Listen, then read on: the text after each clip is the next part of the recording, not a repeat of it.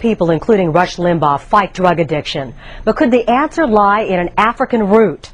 Some former drug addicts swear by it. Others warn that it's just too dangerous. In tonight's special assignment, we explore this root of hope.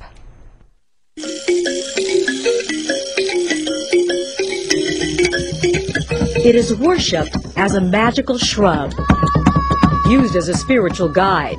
But could this plant, found in the jungles of Africa, offer hope to countless drug addicts? Heroin, cocaine. I used to do LSD when I was a child. But at age 40, Barbara spends her whole life planning her next fix. You feel good about yourself when you're on heroin? Mm-hmm. Nothing matters. Nothing hurts. Nothing hurts in the fog of heroin. But in the clear moments of sobriety, she admits she wants to start over. I can't keep just doing heroin. I've got to try whatever I can to stop. Barbara is in Vancouver for an experimental drug treatment. Within hours, they will have no feeling of addiction or craving or anything like that at all. Inside of this apartment, Mark Emery says he can treat everything from Vicodin to OxyContin to alcohol and heroin addiction. His medication comes from the Ибогаин plant in Africa. Supporters say one dose reprograms the addict's brain to a pre-addictive state and blocks withdrawal. Well, I hope it works. We'll see how the Ибогаин treatment goes for Barbara, but first meet Greg Douglas. The song Fire and Fog is more beautiful than anyone can imagine. He wrote it after kicking a 30-year-long drug habit. Everything on the surface was okay, until at one point I started to make a lot of money. Greg had become a rock star. He was in the Steve Miller Band and wrote the hit single Jungle Love. He was at the height of his career when the beast of heroin took it all. I went from making 6 figures a year to basically being homeless. I was kicked out of the band. I got a divorce and just basically lost everything. For decades he had struggled between methadone and heroin, but a trip to the Ибогаин Association in Rosarito changed everything. And my withdrawal symptoms disappeared within a half an hour. Suddenly, after 30 years, I had no desire to use. Ибогаин is illegal in the United States, but Dr. Deborah Mash is working to change that. It's highly effective for detoxing individuals from opiates. It diminishes the desire to use drugs and alcohol.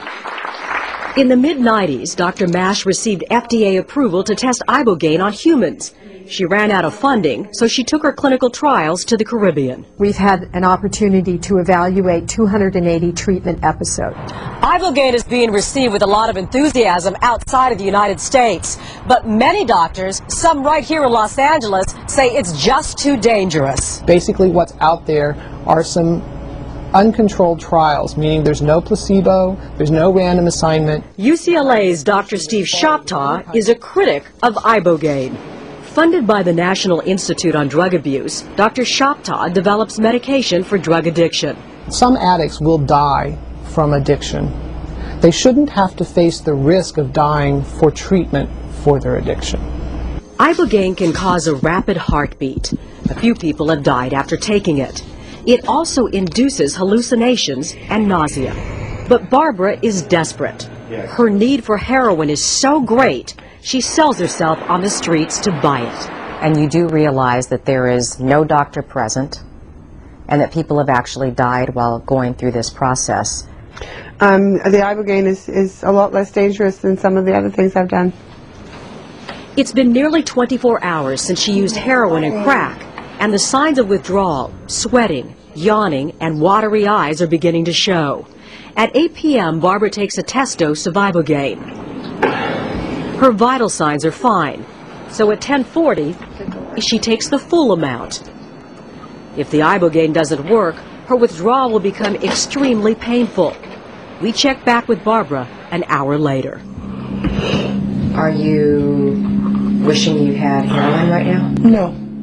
The psychedelic effects from the Ибогаin are beginning to take effect. I see the light mainly, and it's moving and wiggling, turning around.